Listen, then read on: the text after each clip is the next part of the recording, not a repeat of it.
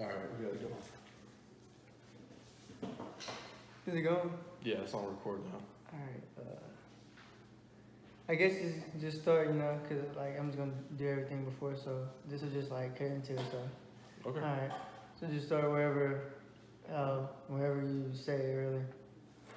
All right, so when I was about 15 years old, I grew up in the church. My grandfather, he's a pastor.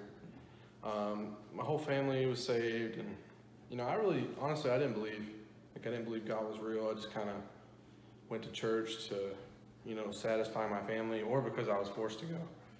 So, whenever I was 15, I just moved back to Alabama from Florida, and prior to moving to Florida, I left my best friend here in Alabama, and his name's Matt. When I moved away, I was gone for a whole year, so we never really got to hang out. And for a year, it was like, I didn't have many friends. I tried to fit in, it just didn't work. But anyways, I moved back to Alabama my summer of my freshman year. And I was, really excited. We got a great place in Seminole, Alabama.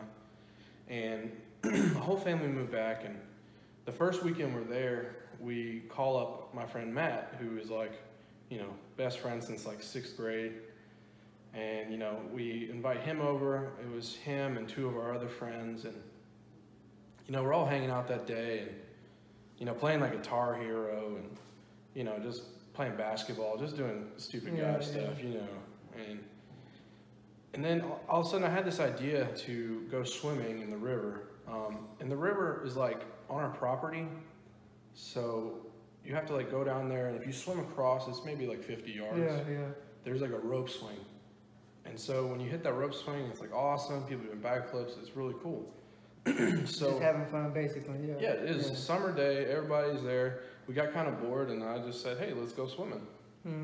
And so, we go down there. First off, I called my parents and I asked. Yeah. My mom begged and pleaded us not to. She's like, look, you are not going. So I went behind her back and I called my dad while he was at work. And my dad's like, you know what? Go have fun. It's summer. You've been gone for a while. Just have fun. Be safe. We're like, okay.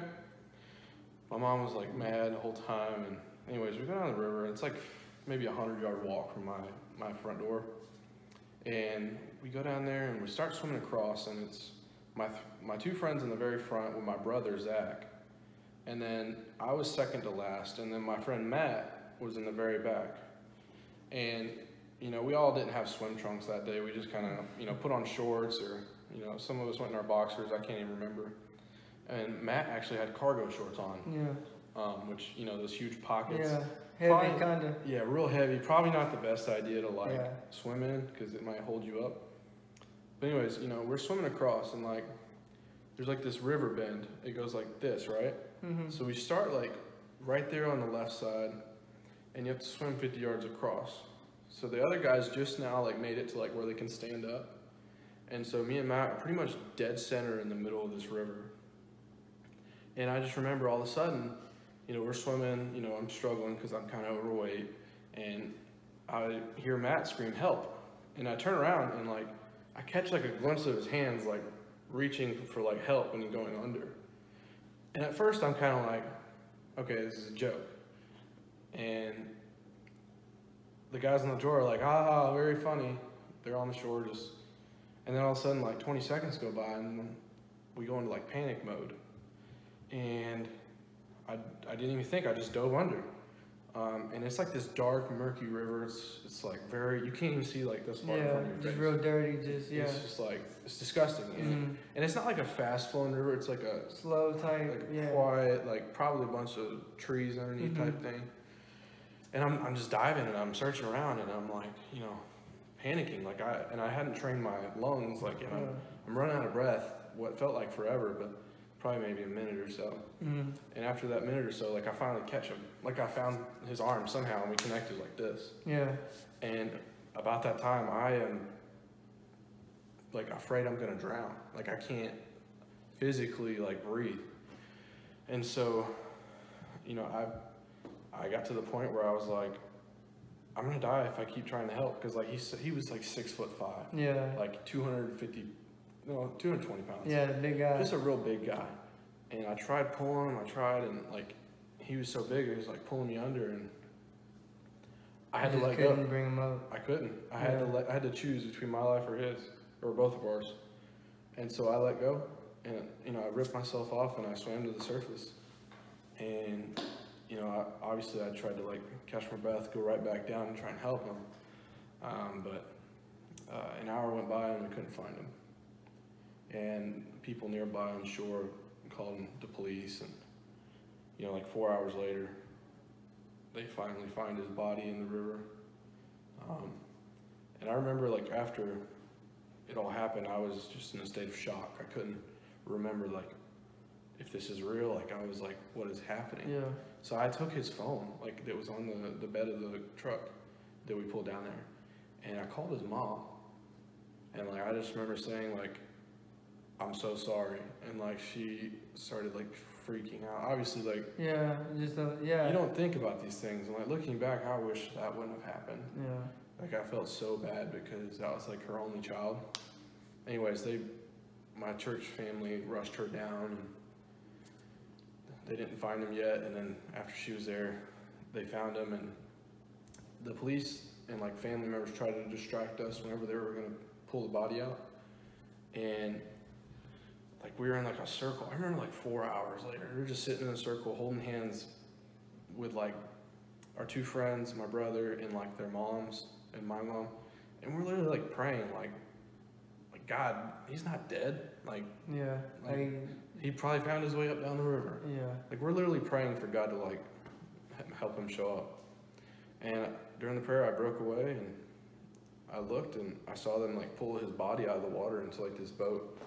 And like, I just fell to my knees. Like I lost like all control of my body. I just was like in disbelief. Like I was just looking at them pulling my best friend out of the water. And like a lot of memories were shared with him and I. Anyways, after that night, you know, after everybody finally left and it was just my family and I, my brother, he's the only person besides those other two guys that truly knows that pain that I went through. Because like we would sit upstairs and cry together for a long time. Yeah. Anyways, that night my brother was off in his room, you know, crying, and I went out to the balcony and I was just, like I felt like it was my fault. Like I wanted to give my life because I couldn't save him. I felt like it was my fault, so I felt like I wasn't worthy to live. You know, bear in mind, I'm like 15, almost 16 at the time. I don't know what's going on, but like I have this overwhelming like desire to kill myself because of what I did. And so like I'm standing up on this balcony, and like bear in mind, our balcony is probably like 20 feet off the ground. Like it's a very high balcony on the second floor. And down below it's just concrete. And I'm, you know, it's probably 3 in the morning, 3 something, I don't remember exactly, but it's very late. Mm-hmm. I'm standing up on this balcony, and like, I'm just like thinking, like saying my goodbyes in my head, like I'm sorry type thing. And I remember my old Nokia phone was inside on like the ping pong table we had. Mm-hmm. And like it started ringing. And you know, I figured, you know what, one last phone call, whatever. So I get down for a sec, I answer the phone, and like I'll never forget this. I literally, like I'm standing like out the window looking down, I could see all the way down to where he drowned. Yeah.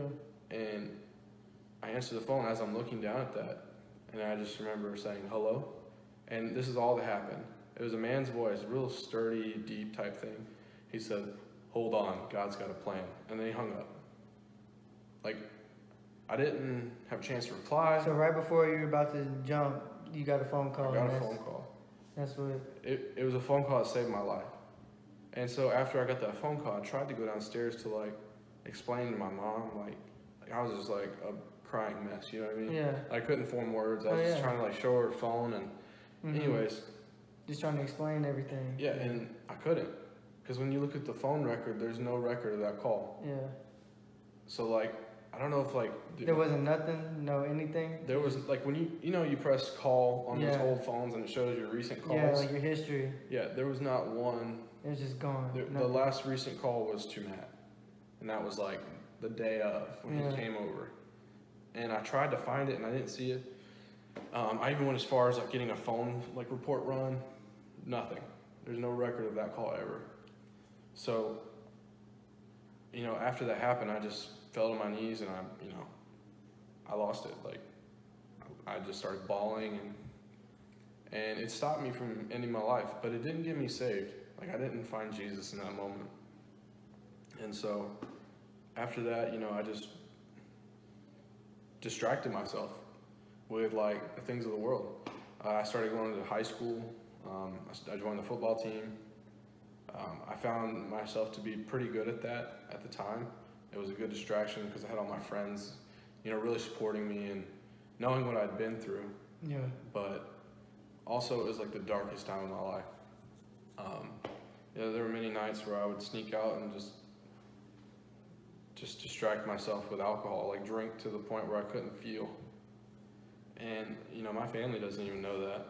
Like they don't know like what I went through. Like I would just cry and cry and cry. Like everybody thinks I'm just like a happy, smiling guy, and on the outside I was. But when I would get home, man, it was just like a living personal hell for me. Mm-hmm.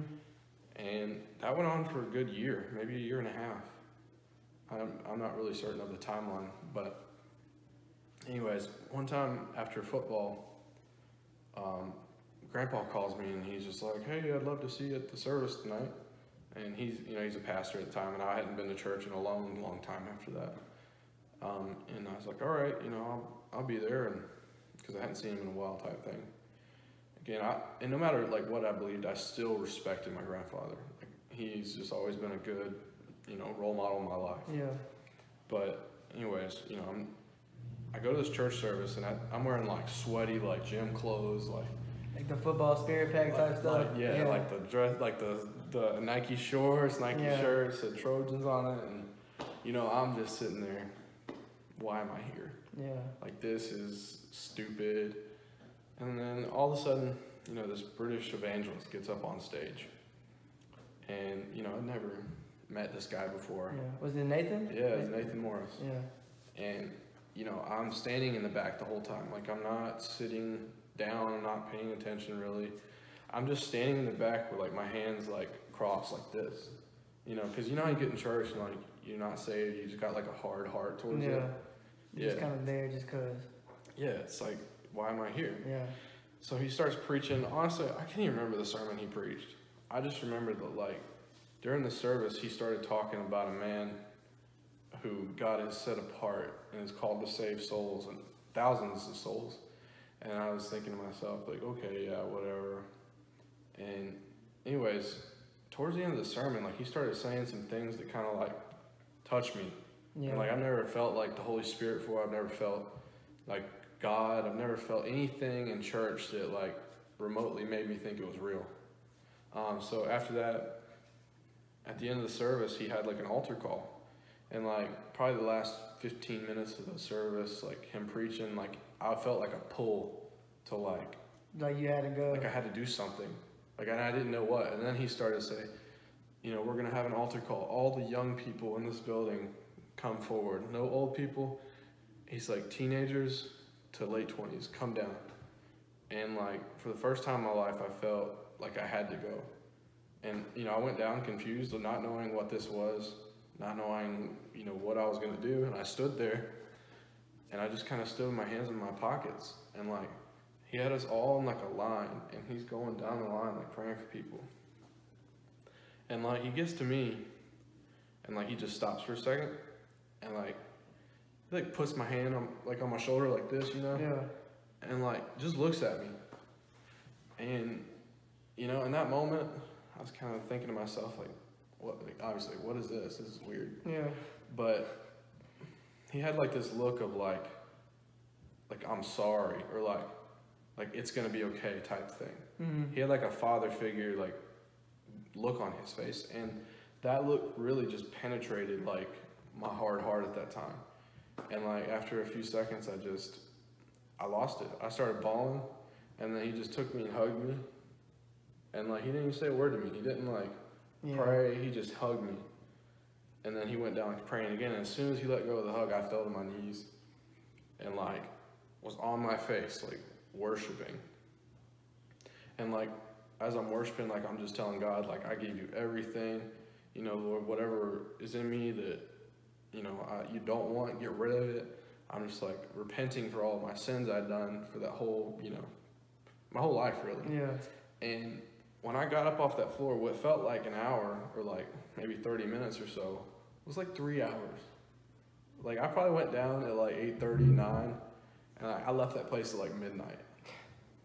So I got up, man, and like the day after, I felt like a whole new person. Like my whole family had been going through a dark time with me and my brother, and like I'm this cheerful, funny, completely different person. And after that, man, my life has never been the same. And I felt, you know, called to ministry. Yeah. I felt like God has been calling me to be an evangelist. And ever since then, you know, I've been a youth pastor. I've been a young adults pastor now, currently. And, you know, I know God's going to open doors for me to be an evangelist at some point. Yeah. But, like, right now I'm just serving. But basically the whole moral of this story is there's no person on this earth too far from God's reach. Like, you may think that your life is helpless. You may think that you have nothing left. But God can reach down into like the deepest, darkest places of anybody's life and pull you out of it. Because I was this close to ending my own life and spending an eternity in hell. And then one phone call changed that. One phone call which led to a series of events that brought me to that altar where I gave my life to God. And you couldn't even find a trace or anything of the phone. No trace. I still have the phone.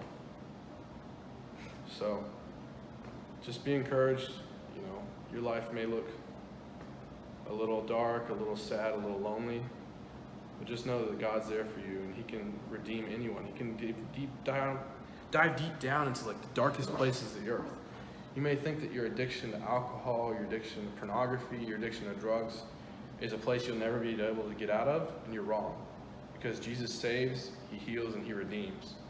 And you just need to remember that and be open to that, because God is real, and He loves you, and He always will. So let my life be a testament of that. Thank you guys for listening. Thank you, Drake, for having me. Yeah, thank you. It's been a real pleasure. So, amen.